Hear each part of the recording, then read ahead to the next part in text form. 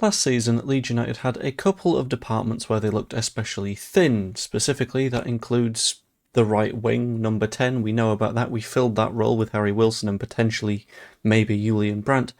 But also there was a potential weakness at number 9 with our relative lack of strikers causing issues if we were to suffer an injury to Dominic Calvert-Lewin. That didn't end up happening, but there is still a conversation to be had, and Leeds United's most recent link has us linked with a very, very talented number 9, but there could be a pretty significant problem with the number of clubs that are chasing him down, but I will get to that one a little bit later. Before I dive into everything, just pop a like on the video, subscribe, that'd be quite nice of you. About 50% of you aren't subscribed, which is one simple click down here, and maybe for 8,000. Join us, it'd be lovely. Anyway, let's dive into it. So, the player that Leeds United have most recently been linked with is, to give him his full name, Franculino Jew, or to give him his name that he's mainly known as, Franculino, which is significantly simpler. Like, DJU is never going to be the easiest to pronounce. But Leeds United are reportedly monitoring a move to sign him, which is a start at the very least, and we've been said to have been monitoring many different players, there we go. But a lot of these either turn into not making a move, or it takes a little bit of a while for a move to form, and this guy is ridiculously talented. So I hope we're doing a little bit more than monitoring him, because his numbers from last season are insane.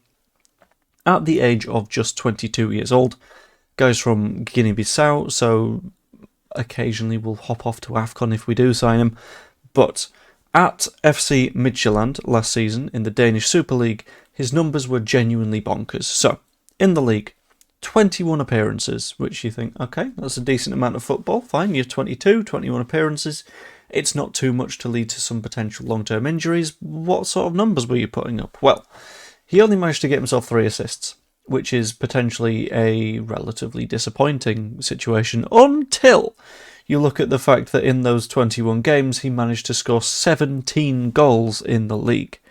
And it's not just a case of doing it against only Danish players, because they were also in the Europa League last season, in which he had 8 appearances, which is a decent amount of football, and scored himself 4 more goals.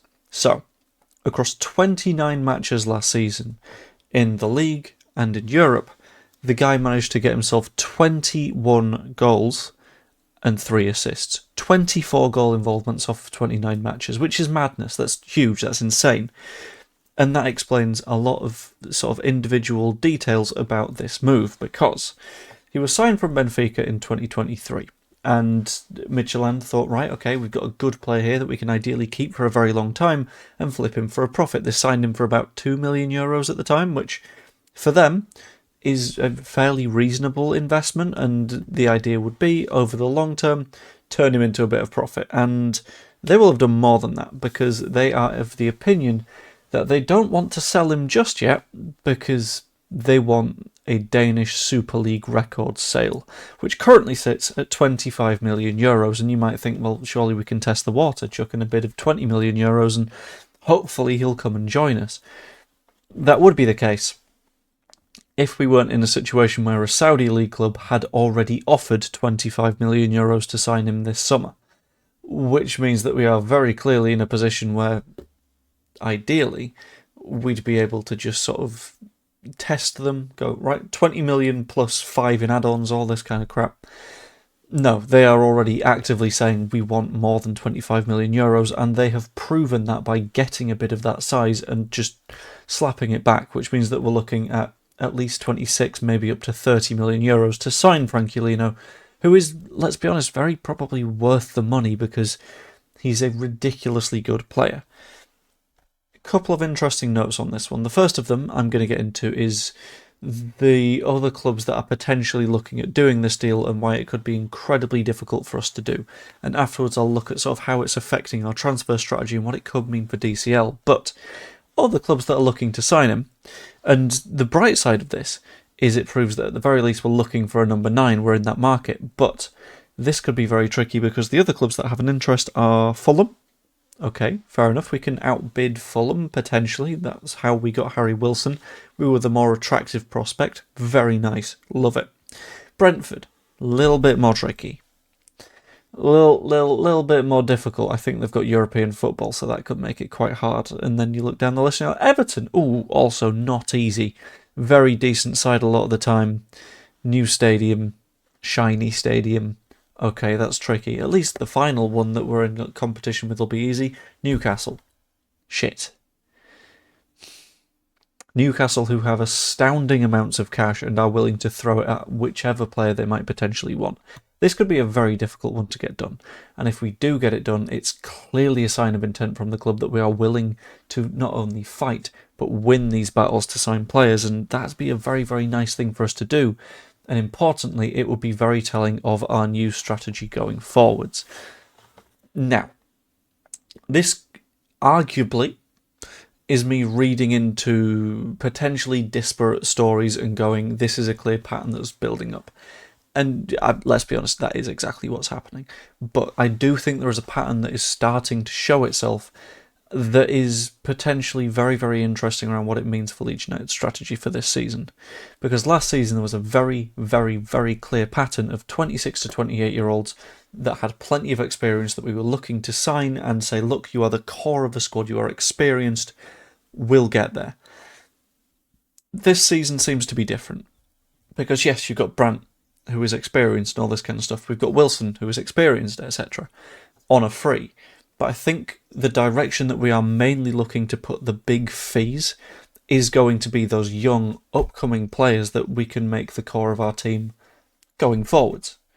So in the case of Shea Charles, the reason I think we've stuck around in that is if it comes to a case of Southampton are willing to make it more reasonable to try and sign him, they'll go, okay, cool, let's get that one done. Let's have an agreement. And then we've got a 22 or 23-year-old that is able to stick in the squad for a long time, grow with us, be able to be sold for a profit if he does leave, but ultimately come to the fore as that batch of players we signed last season age out of the squad. Same applies for Muharemovic, 22 or 23 years old, has a lot of promise behind him. We've spent a significant amount of money on him, but will likely profit from him in the long term. And ultimately, we're both profiting and getting players in that can replace the current guard that will become the old guard. That is the perfect category that I think Franculino falls into because DCL is on that older side. Mecha is slightly on the older side, both of whom are fairly injury prone, and let's be honest, if we're looking at things realistically, Franculino reaching his potential probably displaces DCL relatively sharpish. I know that we have that sort of commitment to players, and we like to stick with players that have done as well in the past, but having that potential to extend and make things a little bit better and improve step by step by step with these players with a lot of potential is the perfect thing for a Premier League club in our position to do. It is a sign that we can take those leaps and bounds and ultimately grow up the table as opposed to wallowing a bit because we're not willing to get players in that will test those first teamers, which is why I don't mind the potential Charles signing, because if he proves to be really good and ends up being better than a Stack or an Ampadu, then that's just the team improving. That's brilliant. So ultimately, I think Franculino, if we can do it, would be a fairly expensive signing. Yeah, don't get me wrong, he would cost a fair whack of cash, but he would be a key player going forwards that would add a hell of a lot to the squad, make us a little bit more flexible, have two proper number 9s with different profiles. So him and DCL in the same system would work spectacularly. And ultimately, I think getting this move done would not only be a sign of intent, but it would be a sign of genuinely intelligent business from the 49ers. But after all, that's just what I have to say on the matter. That's all that I think. Let me know what you think in the comments down below. As always, like the video if you enjoyed it, subscribe if you haven't yet, help me push towards 8,000. Hope you all enjoyed, and I will see you later. And I'm considering doing a round of the countdown numbers game, but I won't, because that's just for the stream right now. It will spread, though, if people don't admit that countdown is good. Anyway, ta-ra.